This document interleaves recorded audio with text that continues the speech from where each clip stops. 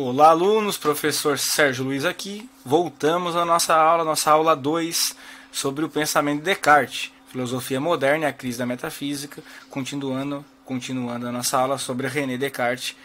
Então, na aula passada falamos um pouquinho as 4 regras, e agora a gente vai chegar nessa... O Descartes utiliza a dúvida como método, então ele vai partir da dúvida como método filosófico para encontrar essa verdade indubitável. Penso, logo existo. O que o Descartes faz, então? Ele começa duvidando de tudo. Ele duvida do mundo, de tudo que ele vê, tudo que ele sente, ouve, do seu próprio corpo. Ele duvida de tudo. Então ele ele começa... Imagino eu que ele fechou os olhos e começou a duvidar de tudo. Tudo que é possível, da própria existência, da existência de tudo, do mundo, das coisas. E ele chega no momento que ele entra numa dúvida que é impossível de ser duvidada. Como assim? Não entendi nada. Ele começa a duvidar do pensamento, da sua própria existência, de si mesmo. Mas ele percebe que ao duvidar de si mesmo, ele continua pensando. A dúvida é um pensamento. A dúvida é a única certeza. Uma frase também intitulada Descartes. Ou seja, ele começa a duvidar de tudo e ele percebe que a dúvida é um pensamento. Então, mesmo ele duvidando de tudo, o pensamento continua existindo. Porque a dúvida está ali, e a dúvida é um pensamento. Então, mesmo ele duvidando de tudo, ele continua pensando. Ele não consegue duvidar que ele está pensando, pois afinal ele continua pensando. Ele está afirmando aquilo. Essa dúvida ele não consegue duvidar do seu próprio pensamento. Porque ele está ali. O pensamento continua ali, a dúvida continua ali. E agora? O Descartes percebe que o pensamento ele não é algo que está viajando por aí no espaço. O pensamento tem um ser que pensa. Não pode o pensamento estar vagando sem consciência e perdido. Não. Existe um eu que pensa. Então o pensamento ele só está ali, a dúvida só está ali, porque existe um eu que pensa por trás do pensamento. Aí ele intui uma frase muito conhecida como cogito cartesiano, que é o cogito ergo sum, ou penso, logo existo. Essa frase é o que vai nortear todo o pensamento filosófico de Descartes, porque o pensamento existe, ele prova aquilo duvidando de tudo, e ele não consegue duvidar do pensamento, porque a dúvida é um pensamento. Então ele não consegue duvidar, ele não consegue comprovar, duvidar da sua própria existência do pensamento. Não dá. O pensamento está ali, contínuo, existente, claro e distinto. E ele percebe que o pensamento tem um ser que pensa. Esse ser que pensa ele chama de eu, ou res cogitans, coisa pensante, ou ser pensante, ou de forma simples, alma, consciência, mente, eu.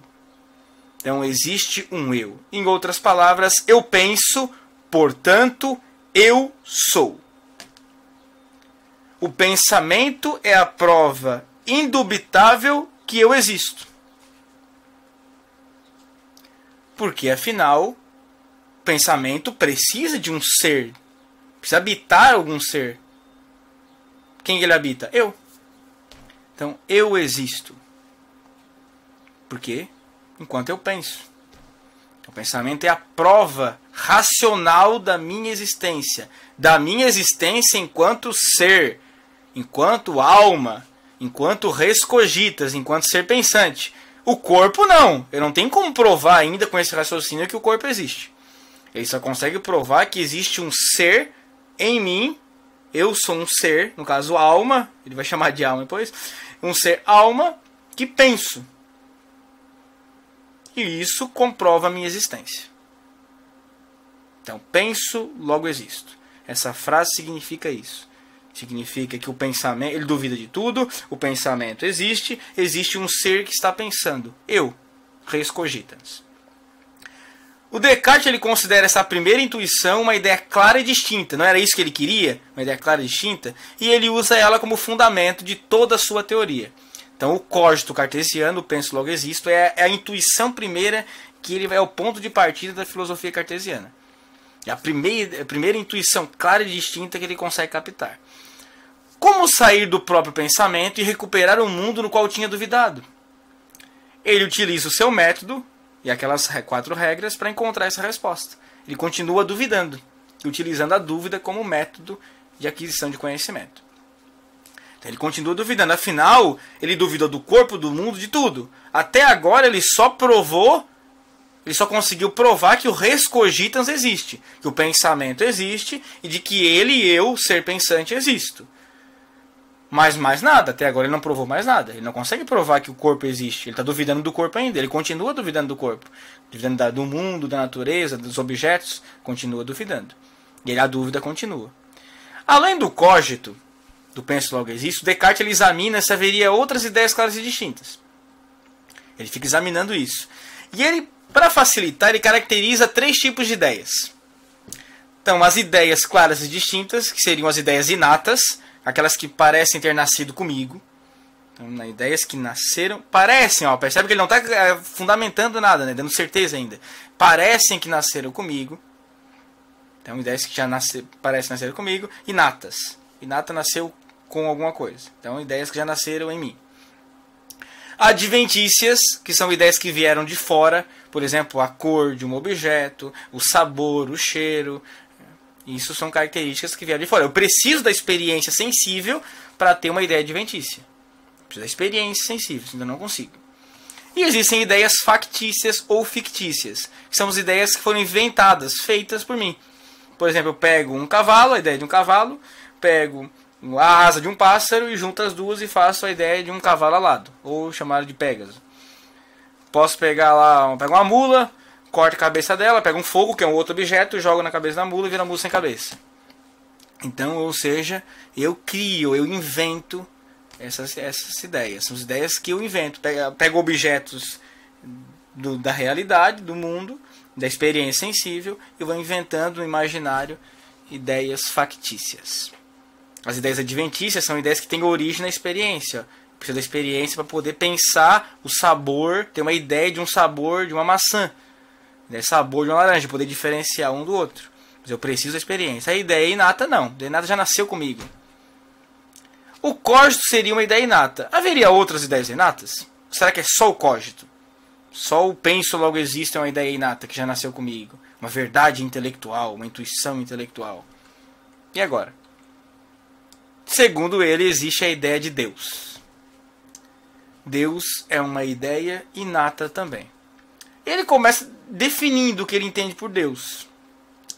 Pelo nome de Deus, quero dizer uma substância infinita, eterna, não tem fim, eterna, nunca acaba, imutável, nunca muda, onisciente, ou seja, sabe tudo, onipotente, tem todo o poder, e pela qual próprio e todas as coisas que são, se é verdade que as coisas existem, ele não consegue provar ainda que as coisas existem, foram criadas e produzidas.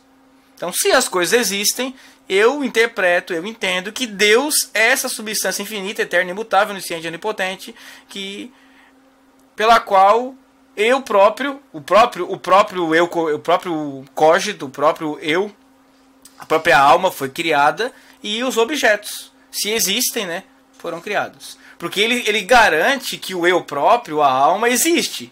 Porque isso ele provou no cogito. Mas ele ainda não consegue provar que o mundo existe, que os objetos existem.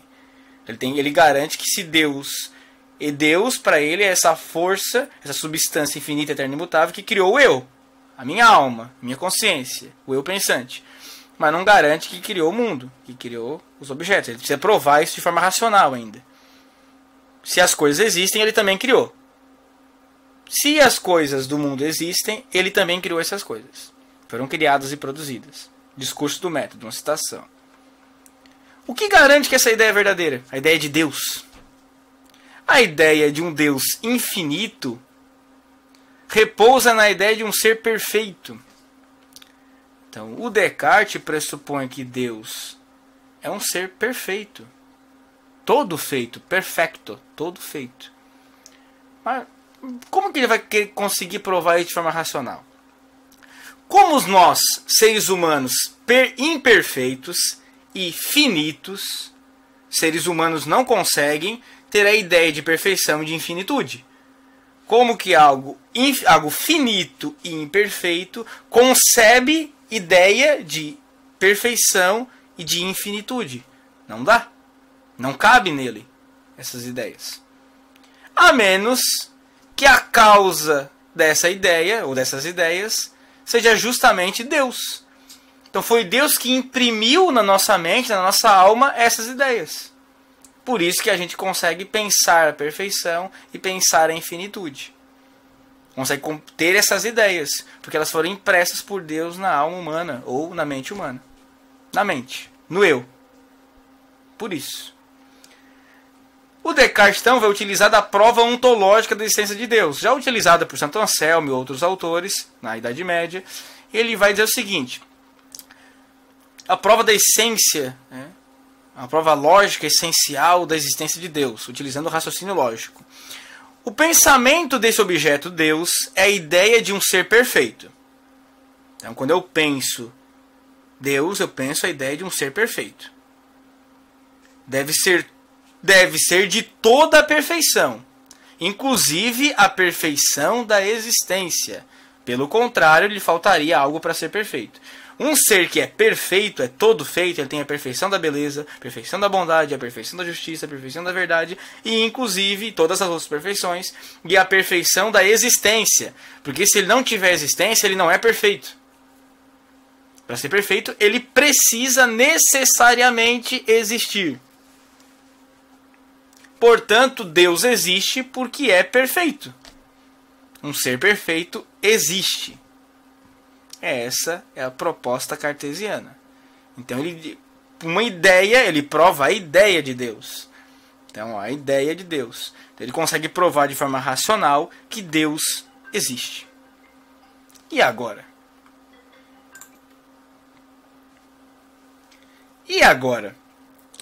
Deus existe. Então, o Descartes conseguiu provar racionalmente que o eu, alma, o eu pensante existe, através do cogito. Conseguiu provar que Deus existe porque é perfeito. Só porque até agora ele não conseguiu provar que o mundo existe, que os objetos existem. E ele então começa a duvidar do mundo, do seu próprio corpo, mas ele quer provar que isso também existe de alguma forma. Aí ele levantou a ideia, uma hipótese, uma possibilidade de um Deus enganador, ou um gênio maligno, que tivesse obrigado a perceber o mundo inexistente. Então a gente percebe um mundo que não existe, uma pura ilusão. Mas aí ele faz a referência ao conceito de Deus, e aí ele muda de compreensão, essa hipótese ele descarta. Porque se Deus é perfeito, ele tem a perfeição da justiça, a perfeição da bondade, a perfeição da integridade, da verdade. Ele jamais enganaria o ser humano. Jamais enganaria as pessoas. Logo, o mundo e o corpo, os objetos, existem. Porque também são criação de Deus. Deus jamais ia criar ilusão para enganar as pessoas. Jamais. Então, ele concebe um Deus perfeito que jamais poderia enganar o ser humano. Porque ele é perfeito, ele é bom demais, ele é a perfeição da bondade. Ele jamais mentiria. Jamais. Ele é perfeito, ele é todo feito. Então, Descartes prova com isso que, através da ideia de Deus, ele garante que ideias claras e distintas e objetivas, indubitáveis, existem.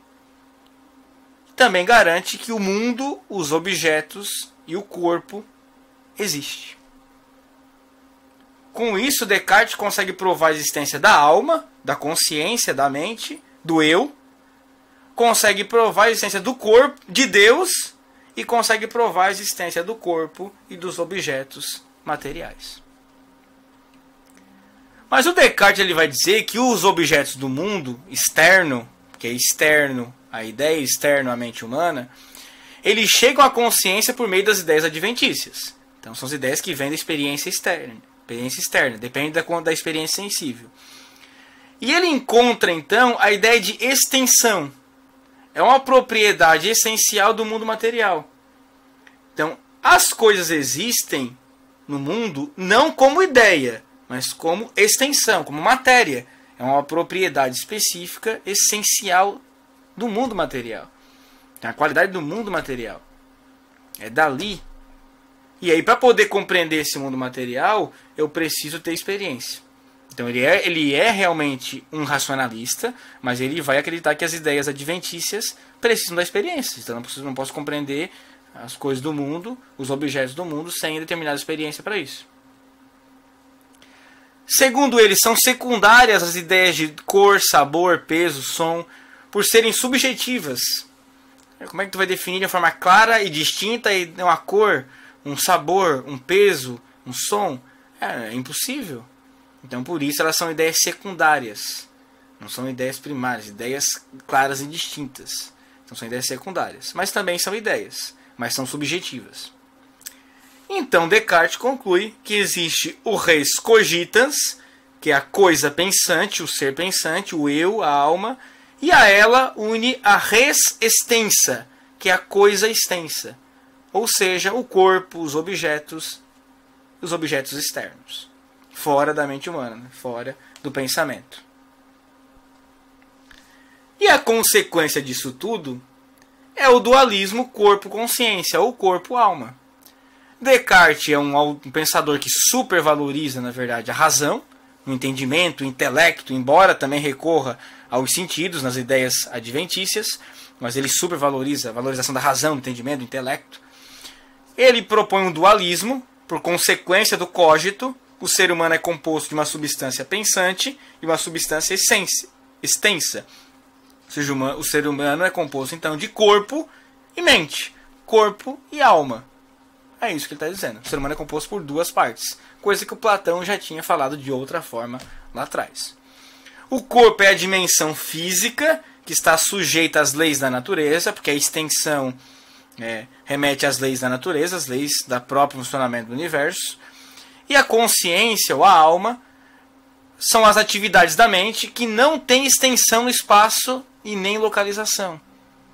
Então as ideias não têm extensão no espaço, elas estão dentro da mente humana. No espaço e não têm localização no espaço, na matéria, no mundo material, elas não têm. Elas são sujeitas só aos princípios do funcionamento da própria consciência, da própria razão. Ele define então que o corpo é o objeto de estudo da ciência, enquanto a mente, a alma, a consciência, é o objeto de reflexão filosófica. Então, filosofia para a mente, para a alma, e ciência para o corpo. E para os objetos, né? Ciência pode compreender o corpo e os objetos e o mundo externo. Toda a extensão do mundo a ciência pode compreender. E estão sujeitas às leis da natureza. A mente não está sujeita diretamente às leis da natureza. As mesmas leis que os objetos, que a resistência está sujeita. Aí por isso a reflexão filosófica trata das questões da mente e o objeto é estudo da ciência, o corpo. E o mundo é objeto do estudo da ciência. Essa é a proposta cartesiana. E a gente fica por aqui então. Desculpa a extensão da aula. Um pouquinho complexo, talvez. Mas pode voltar um pouquinho e assistir de novo. Qualquer dúvida, coloque aí nos comentários no Classroom. Boas semanas e bons estudos.